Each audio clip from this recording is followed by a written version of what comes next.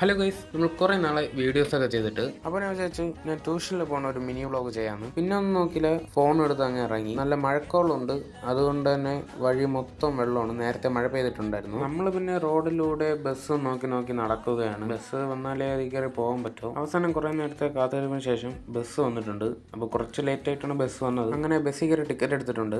രാവിലെ 6 മണിയാണെങ്കിലും ബസ്സിൽ അത്യാവശ്യം തിരക്കുണ്ടായിരുന്നു. അതിനുശേഷം നമ്മൾ ട്യൂഷനിലോട്ട് നടന്നു പോയിക്കൊണ്ടിരിക്കുകയാണ്. ട്യൂഷനിൽ ഫോൺ അലൗഡ് ഉള്ളതുകൊണ്ട് തന്നെ ബാക്കി വീഡിയോസൊക്കെ ട്യൂഷൻ കഴിഞ്ഞിട്ടാണ് എടുത്തത്.